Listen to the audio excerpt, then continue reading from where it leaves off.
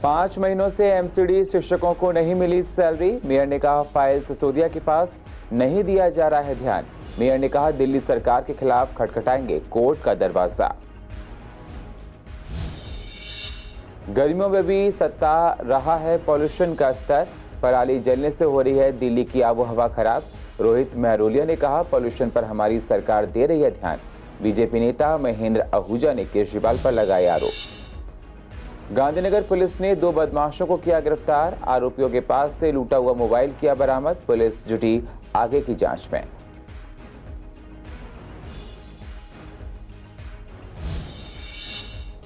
Gandhinagar gangrape मामले में 2 दोषियों को हुई थी 20 साल की सजा। लोगों ने कहा 20 साल की सजा से असंतुष्ट। अनिल वाजपेयी ने कहा इस वारदात के लिए होनी चाहिए फांसी की सजा। और जीटीबी अस्पताल में लगा है गंदगी का अंबार। तीमारदारों के आराम करने की जगह पर आती है बदबू। तीमारदारों ने कहा रात के समय नशेड़ियों से होती हैं तमाम परेशानियां। नमस्कार, स्वागत है आप सभी का सीसीएन में। मैं हूं आपके साथ सुनील चौहान। अब होते हैं रूबरू पूर्व दिल्ली की अहम खबरों के साथ। दिल्ली एमसीडी के शिक्षकों का वेतन पिछले 5 महीनों से नहीं दिया गया है। 6वां महीना शुरू हो गया है लेकिन सैलरी मिलने की कोई उम्मीद शिक्षकों को दिखाई नहीं दे रही है। सैलरी को लेकर सोमवार को शिक्षकों ने ईडीएमसी मुख्यालय के बाहर धरना भी दिया था। ऐसे में शिक्षकों का कहना है कि हमें अपना घर चलाने में तमाम तरह की परेशानियां उठानी पड़ रही हैं। उधार लेकर घर का खर्चा चला रहे हैं। इसी को लेकर मेयर श्याम सुंदर अग्रवाल ने बताया कि दिल्ली सरकार निगम को जो फंड देती है वो फंड सरकार नहीं दे रही है, जिसकी फाइल भी दिल्ली सरकार के पास भेजी जा चुकी है लेकिन कोई रिस्पांस नहीं आया। हमारी मजबूरी है कि हम शिक्षकों को वेतन नहीं दे पा रहे हैं। यही कारण है कि दिल्ली सरकार की वजह से हम वेतन देने में असमर्थ हो रहे हैं, लेकिन हमने फैसला लिया है कि दिल्ली सरकार के खिलाफ कोर्ट जाएंगे। पूर्वी दिल्ली नगर निगम अपने सभी शिक्षकों के साथ है। हम उनको 5 महीने का वेतन नहीं दे पाए हैं, लेकिन सभी को मालूम है कि हम वेतन क्यों नहीं दे पाए हैं। 18 अप्रैल से 373 करोड़ रुपए पास होने की फाइल जो कि पूर्वी दिल्ली नगर निगम का पहली तिमाही का हमें दिल्ली गवर्नमेंट से मिलना है, उसकी file deputy CM Manish Sisodia के टेबल पर पड़ी है, लेकिन वो उसको पास नहीं कर रहे हैं कि 5-5 महीने तनख्वाह नहीं मिलना अपने आप में बहुत बड़ी बात है। मेरे टीचर्स ने बताया कि अब तो हमारी ये हालत हो गई कि आने जाने के लिए किराए के पैसे भी नहीं। ऐसे हालात में कहाँ से पढ़ा पाएंगे, कैसे बच्चों के साथ न्याय कर पाएंगे। तो हमने उनकी बात पर गंभीरता से बातचीत की है और भी उनकी अन्य डिमांड थी। हमने सभी मांगे पूरी करने का उनको आश्वासन दिया है।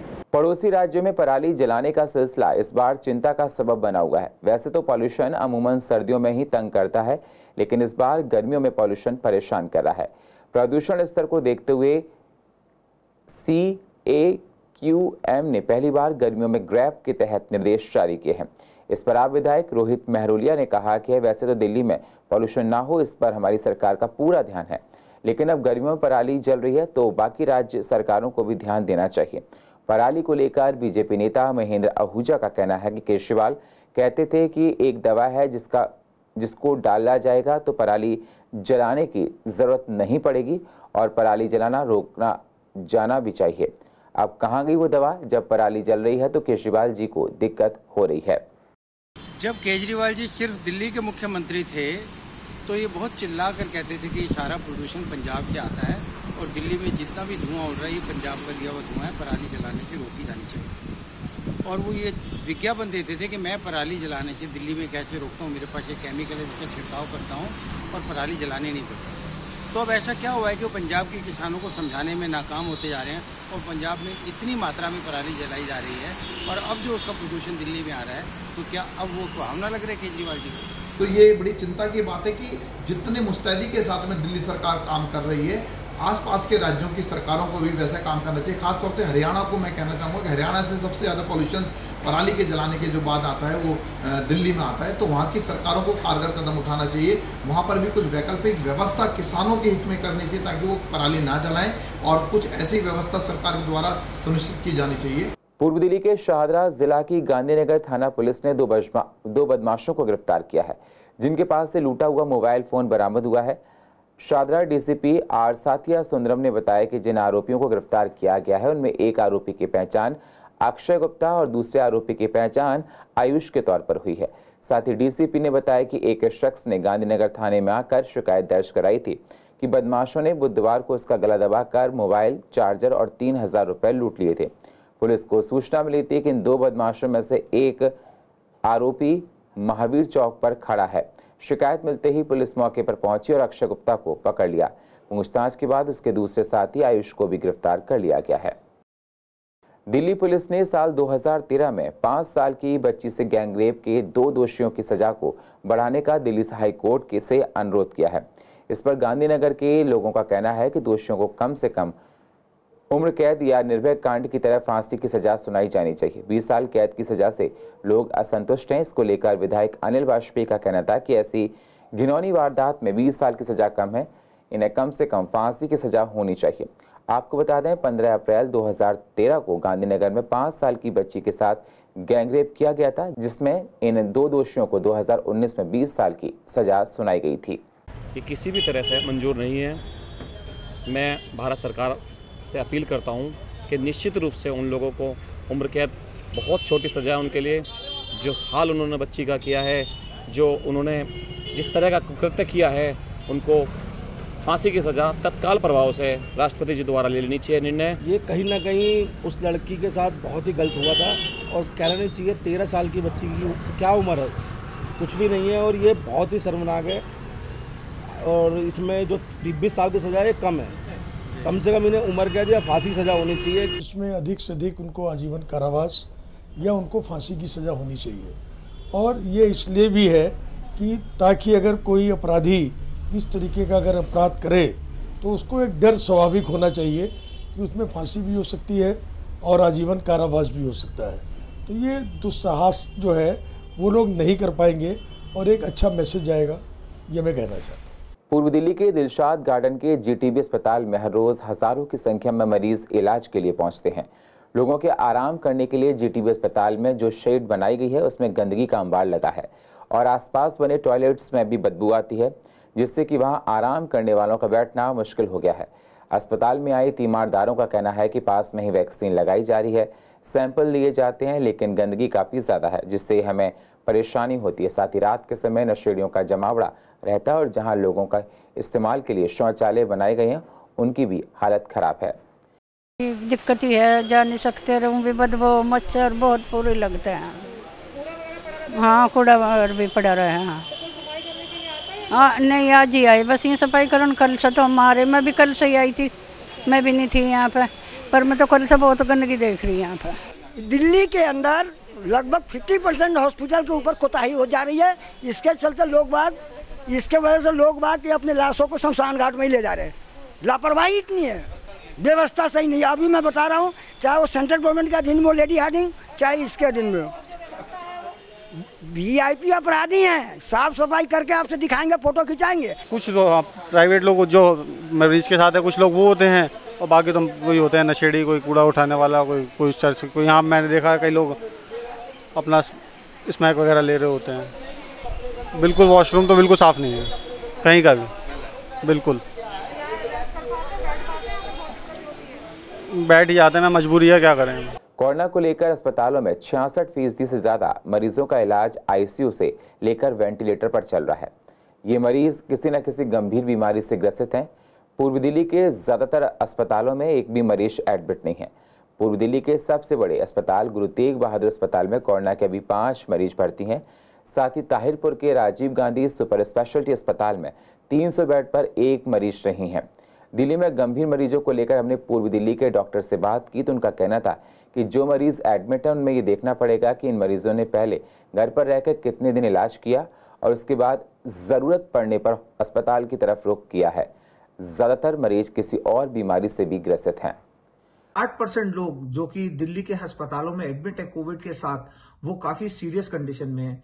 तो उसमें सोचने की बात यह है कि पहली चीज जो है कि टेस्टिंग जो है उनकी कैसे करी गई है। उन्होंने पहले होम टेस्टिंग करी, काफी समय तक जो है लोग अब हॉस्पिटल्स में नहीं आ रहे हैं कोविड के बावजूद भी, वो ये सोच के कि शायद कोविड बहुत ही हल्का होगा और निकल जाएगा। मगर जो लोग डायबिटिक है, हाइपरटेंसिव है या ओबेसिटी है यानी कि मोटापा उनको ज्यादा है, ऐसे लोगों में कोविड की बीमारी बहुत तेजी से फैल जाती है और बहुत तेजी से गंभीर रूप धारण कर लेती है।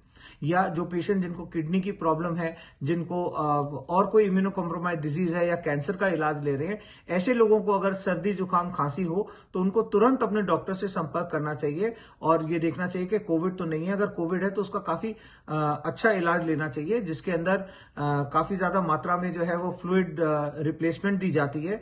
पूर्व दिल्ली के कांति नगर की मेन रोड की सड़क टूटी पड़ी है, साथ ही सड़क पर कूड़ा फैला हुआ है जो कि इलाके के लोगों के लिए मुसीबत बना हुआ है। लोगों को पैदल चलने में काफ़ी परेशानी होती है। सड़क से गुजरने वाले लोगों का कहना है कि काफ़ी समय से सड़क को नहीं बनाया गया है और कूड़ा भी नहीं उठाया जाता है, जिसकी वजह से कूड़े के ढेर में आए दिन आग लगी रहती है। टूटी हुई सड़क की वजह से रात के समय एक्सीडेंट भी हो जाते हैं, दिन में जाम की स्थिति भी उत्पन्न होती है। कई बार शिकायत करने के बाद भी प्रशासन इस पर कोई ध्यान नहीं दे रहा है। पूरा सामने देखता काफी दिन से टूट रही है। काफी दिन से आपको सामने देखो। ये कौन सा इलाका है? कांति नगर है। टूटी पड़ी है, कम से कम 1.5 साल हुई। 1.5 साल हो गई। कितनी दिक्कतें होती चलाने में? दिक्कतें हो रही है, क्या दिक्कत हो रही थी, डेली बेली टूटी जाती। अच्छा। पूर्व दिल्ली की भीकम सिंह कॉलोनी के लोग पिछले कई सालों से पानी की समस्या से जूझ रहे हैं। गली नंबर 3 के लोग पानी नहीं मिलने से परेशान हैं। उनका कहना है कि इस गली में तकरीबन 200 से 300 लोग रहते हैं, जिनको पानी देने के लिए सिर्फ एक टैंकर आता है, जो कि पर्याप्त नहीं है और लोग बूंद बूंद को तरस रहे हैं। यहाँ पानी की लाइन नहीं डाली गई, जिसकी कई बार शिकायत करने के बाद भी कोई सुनवाई नहीं हो रही है। टैंकर आता है, वहाँ जो पाइप लेके खड़ा हो जाता है वो ही भरता है, बाकी किसी को भरने नहीं देते। ऐसा होगा किसी दिन यहाँ सिर फूटेंगे। ये कम से होंगे 250-300 लोगों पे एक टैंकर है। पीने का पानी तो खरीद के भी ले आते हैं, नहीं तो लाते हैं, किसी के यहाँ बोरिंग वगैरह है वहाँ से पानी लेके आते हैं। पानी की दिक्कत है, हम बुजुर्ग बंदे, खाया जाता नहीं, भरा जाता नहीं, क्या करें बोलो। पानी नहीं आता।